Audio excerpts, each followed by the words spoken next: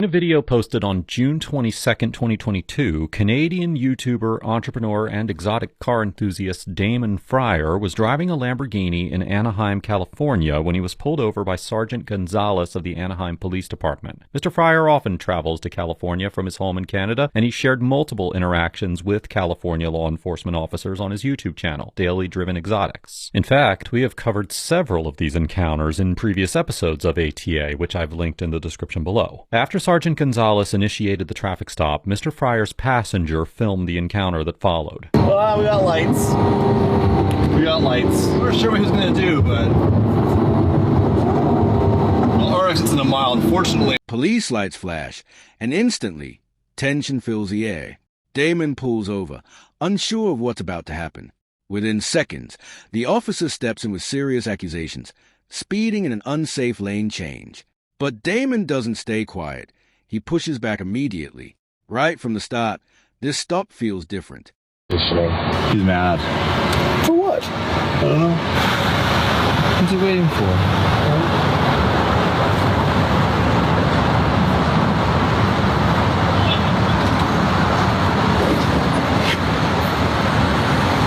Hello. Hello, hey. How are you doing? Good, I'm Sergeant Gonzalez, Anaheim Police. Nice to meet you.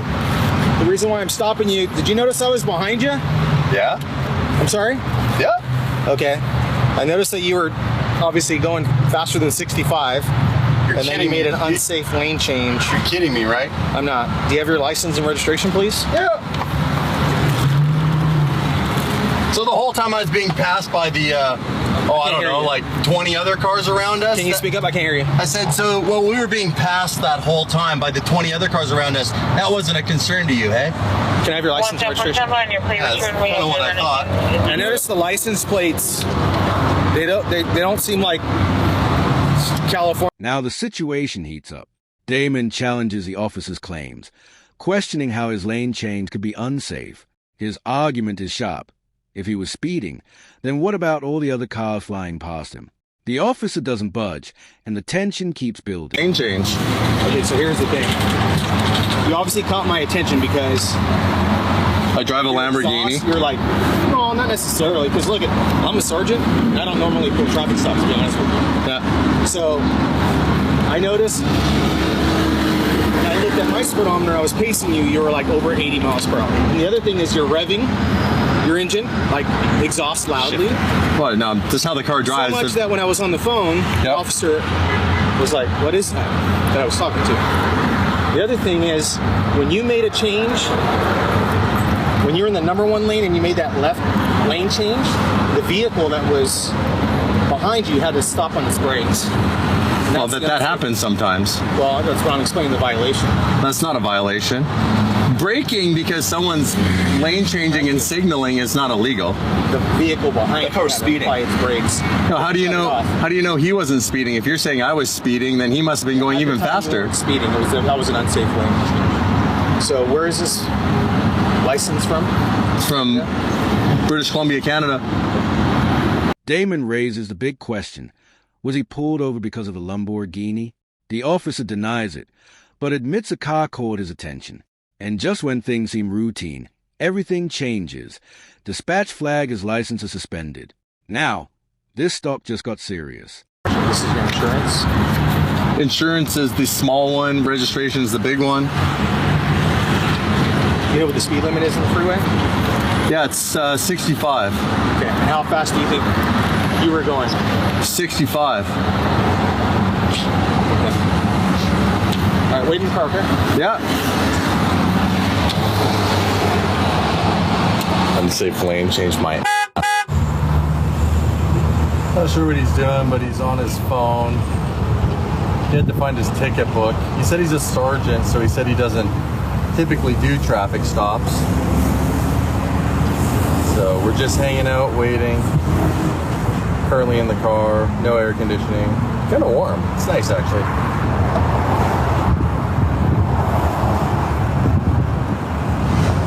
Here's the holdup. My dispatcher's saying that your license is suspended. What's that? A suspended license? That could mean major trouble.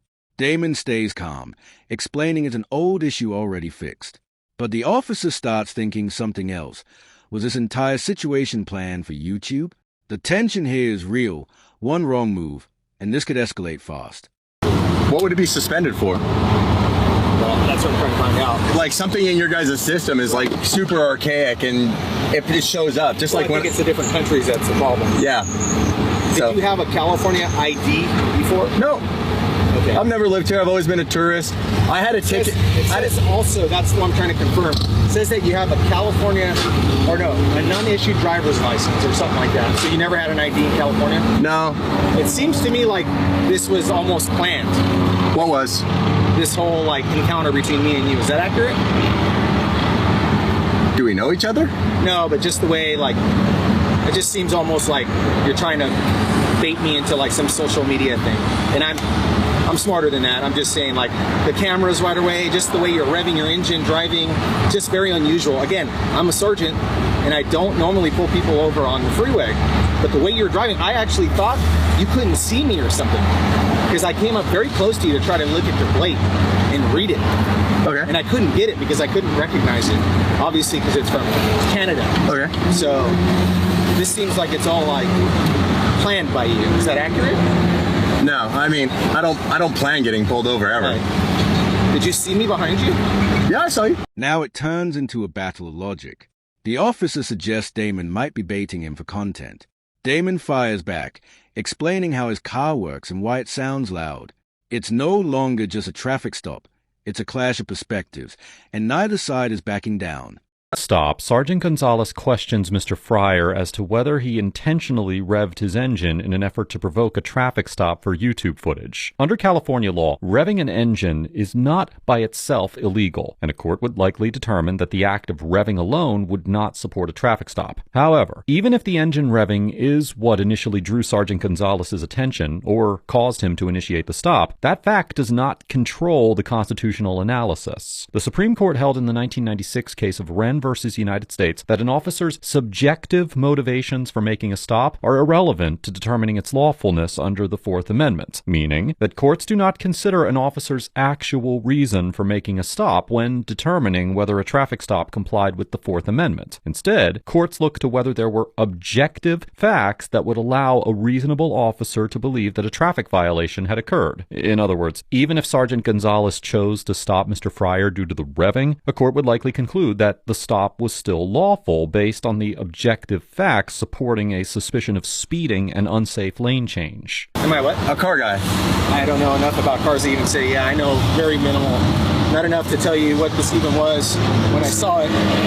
So it sounds accurate that you don't know enough about this car to know whether or not I was revving it. Well, it sounded to me that you were, yeah, it doesn't take even a lower, I guess, torque or a horsepower car, you can tell if someone's revving the engine. Like a Honda Civic, which would be a 4-cylinder, I can tell. Well, this is a V. Increases in noise. So that's why I was asking. Tell me if you forgot your license thing, and then we'll go from there, okay? Yeah, real quick. Yeah. So this car has it has a V12 engine. It's not a 4-cylinder. No, so I know. It's going to be louder. Like as an example, I understand this is has a lot of horsepower, a lot of torque. My example to you was in my Honda Civic that I used to own that had a 4-cylinder. Yeah. I can tell when a car is revving or not. Right. Just like you can tell if a V12, V8, or V10, right? Maybe not a Lucid or a Tesla. Yeah, I don't know. I'm not an expert in that either. But did your Honda Civic have paddle shifters? After all the pressure, the officer makes his decision. Despite the accusations and confusion, he chooses not to escalate. Instead, a verbal warning. Just like that, the situation shifts, but the questions about the stop still linger. Like, into great detail. Well, I'm explaining the revving. I know. Because you're concerned about it. I'm telling you when you ask me. So, I don't know what your intent was. I know that I have traffic violations that I witnessed. You're obviously not from this area, so I have the ability to give you a warning. I keep in consideration that you're not from the area, but again, and you're here visiting and stuff, to me, it seemed like this was like, I don't know, maybe it wasn't, but maybe you guys are just ready. But I'm going to tell you this. Your driving and what happened was enough for me to pull you over as I'm on my way to speak to my supervisor about something else. Okay? Now, based on the totality of the circumstances, I'm going to give you a strong verbal warning today, okay? Okay, thank you. Yeah. I did explain the reasons why I stopped you. I'd ask that you keep in mind in traffic, maybe being more cautious when making a lane change. That's part of my warning. And the speed limit is 65. And when I'm behind you and I look at my speedometer and it says more than 65, now I'm not saying I paced you for a great distance or anything like that, but that's an indicator that you're speeding. Does that make sense? I appreciate you giving me a warning. All right, hold on a second. Finally, the truth comes out. Dispatch confirms Damon's license is completely valid. What looked like a serious legal issue disappears in seconds. The biggest threat in this encounter was never real. Suspended, but I'm So, not sure. so what info would he say it looks suspended? Like you're saying it looks suspended. They were doing like some system called, I think she said Elite, which I've never even heard of. To be honest with you, I'm not a traffic guy. Yeah. She goes, so I asked her to confirm, and she goes, yeah, it looks to be that way, and she was trying to do further follow-up and couldn't confirm that. So we tried it as British Columbia. There you go. There you go. In the group, we tried it as British Columbia, and we got the return. Does that say valid? They're doing further digging. Status shows normal and valid. Normal and valid. Name and DOB. It's showing a class 5 or 6, and I'm Googling to see if I can figure out what a class 5 Motorcycle. is. Otherwise, it does say. Motorcycle 5 and 6. Okay, no further need. That confirms he has a valid ID. Although dispatch initially flagged a potential suspension on Mr. Fryer's Canadian driver's license, the license is ultimately confirmed as valid. Generally speaking, Section 12500 of the California Vehicle Code prohibits individuals from driving. And now, an unexpected twist.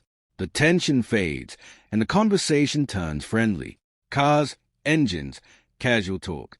The same officer who suspected a setup is now relaxed.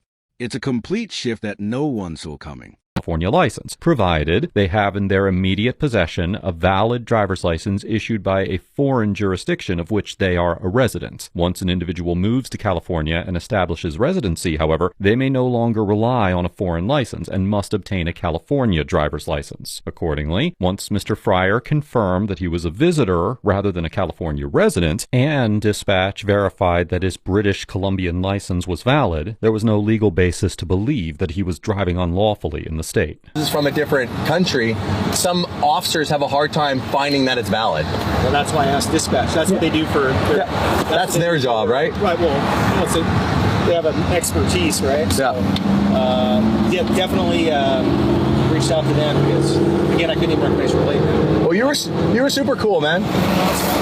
I didn't set this up. Like if I was setting this up, I would have done something to really get your attention. I felt I was driving quite normally. I had people still passing me going even faster, and I honestly lane changed. I signaled, I shoulder checked because this does have a blind spot. And when I came into that lane, that guy was going way faster than I was going if he had to brake. He did brake. And again, I'm not, like I said, I'm not going to try to cite you. And that's where I was like, okay. When he looked at me, to be honest, he was like, "You gonna do anything about it?" And I'm like, "No." You're like, okay, this guy allegedly is doing, let's say, over the speed limit. Now this guy's obviously doing even faster than him if he had to brake. Well, because you're coming out, like, right? So I think what happened is it's kind of a moot point because I'm not. It's a moot point. Yeah, you gave me a verbal warning. Let me ask you about this. Yes. What do you think of Lucid Motors? Have you heard of them? Oh yeah, electric cars. I test drove one. And what are your thoughts? It's way out of my price range, to be honest. Yeah. It was nice. It's fast. You should get a Lamborghini. I can't. It's out of my price range too. Of course, I'm not going to go too fast, but I got on it. You got on it. You got on it. My man. Well, it's good to meet you. Yeah. You're super cool. Do you have any questions for me? I don't. All right, man. Just keep the things that we talked about. Enjoy your vacation. Yes, sir. See you later. Sergeant Gonzalez allowed Mr. Fryer to leave with a warning and did not issue any citations. After the encounter, Mr. Fryer shared, Looking back at the entire encounter, the situation becomes clearer. The stop, the accusations, the license confusion, All of it analyzed. Both sides stayed calm. Both challenged each other. And in the end, this became a perfect example of how these encounters can unfold without escalating. Status of Mr. Fryer's foreign driver's license before taking any unnecessary action. Sergeant Gonzalez told Mr. Fryer that he stopped him for speeding and an unsafe lane change, and he later explained that he believed that a vehicle behind Mr. Fryer had to brake as a result of the lane change. California Vehicle Code Section 22107 prohibits moving right or left on a roadway unless the movement can be made with reasonable safety, and it requires an appropriate signal when other vehicles may be affected. Even if the camera does not conclusively establish whether the trailing vehicle actually needed to brake, the relevant point for the Fourth Amendment analysis is whether the officer could articulate objective facts supporting a reasonable belief that a traffic violation occurred. As discussed earlier, the Supreme Court's 1996 decision in Wren v. United States forecloses the argument that a stop becomes unconstitutional because the officer's real-world motivation was curiosity about the driver, the vehicle, or the prospect of quote-unquote content. If Sergeant Gonzalez observed conduct that he reasonably understood as speeding and an unsafe lane change, well, the stop would likely be treated as lawful, regardless of whether the Lamborghini, cameras, or engine noise drew his attention first. Regardless of the fact that Sergeant Gonzalez's own statements lay out a clear argument for a pretextual stop, there is no legitimate legal merit in that defense, and the sergeant requires nothing more than suspicion of a traffic infraction to initiate a lawful stop. Furthermore, dispatch reportedly flagged Mr. Fryer's license as quote-unquote suspended, but Sergeant Gonzalez did not accept that information at face value, and thus didn't attempt to arrest Mr. Fryer or tow his car. Instead, he sought clarification, asked for documentation, and continued the stop in a way that suggests that he was attempting to confirm whether there was actually a license problem before acting on it. Once Mr. Fryer notified the sergeant that he was visiting, and the record ultimately reflected that his British Columbian license was valid, then the stop no longer supported any inference that he was unlawfully driving on a foreign license. Even if Section 12500 of the California Vehicle Code generally prohibits driving without a California-issued license, absent an exemption, that prohibition is not relevant once the non-resident exemption is satisfied. I commend Sergeant Gonzalez for staying measured, explaining the basis for the stop in an intelligible way, and choosing verification and proportionality over escalation when a cross-border license check introduced uncertainty into an otherwise routine stop. However, it is important to bear in mind that the available footage does not show whether Mr. Fryer actually committed any violations or engaged in any conduct that would legitimately warrant a traffic stop, and by no means should this grade be interpreted as an endorsement of pretextual stops. The broader point here is that Sergeant Gonzalez's conduct appeared lawful based on the available evidence and judicial precedent, but pretextual stops are still a highly contentious aspect of policing that certainly warrants further scrutiny. Mr. Fryer also gets an A- for remaining calm and respectful while contesting the stop, articulating a coherent and fact-based disagreement with the sergeant's assertions, and for cooperating with the administrative aspects of the stop without escalating the encounter into a confrontation. Mr. Fryer has had many past experiences with American police officers from various states, and is relatively well versed in the intricacies of American traffic laws. Drawing from that experience, Mr. Fryer did not accept the premise that he committed the violations, but he challenged them in a way that stayed measured and intelligible. He disputed the speeding allegation, questioned the lane change characterization, and pointed to surrounding traffic as context for why the officer's account did not match his own perception of events. That kind of pushback can easily become combative, especially when it's delivered from inside the vehicle during a stop, and Mr. Fryer avoided that trap while still advocating for himself in a productive way. His argument also tracked closely with the key distinction already laid out earlier in the video between an officer's motivation and the objective basis for a stop. Instead of escalating into hostility, he kept circling back to what he believed the objective facts were, including his claim that he signaled and checked his blind spot, and his contention that any braking behind him reflected the other driver's speed rather than an inherently unsafe movement on his part. Now, even though Sergeant Gonzalez maintained that the trailing vehicle had to break, Mr. Fryer's disagreement was framed as a factual dispute about what occurred and how it should be interpreted, rather than a personal attack on the sergeant's authority. He also handled the licensing issue in a cooperative way once it became clear that dispatch had raised a potential problem. He gave concise background about being a visitor and addressed the suspension flag without panicking or becoming evasive, which helped keep the stop on track and reduce the odds that uncertainty about a foreign license would then spiral into enforcement action that was later difficult to unwind. That said, Mr. Fryer could have navigated the sergeant's questioning more tactfully by talking less and invoking the right to silence if necessary. While Mr. Fryer's statements did not derail the stop here, extended explanations and improvisational debate rarely improve a driver's legal position in real time, and a more legally prudent approach would have been to provide identifying documents, state his disagreement briefly, and then invoke his right to remain silent rather than continuing to litigate the stop on the roadside. This interaction highlights how a driver can dispute an officer's account firmly and credibly, but still improve their outcome by minimizing unnecessary dialogue and protecting themselves with disciplined silence once the core disagreement has been stated. Be sure to check out the Daily Driven Exotics YouTube channel for more content from Mr. Fryer, and let them know that ATA sent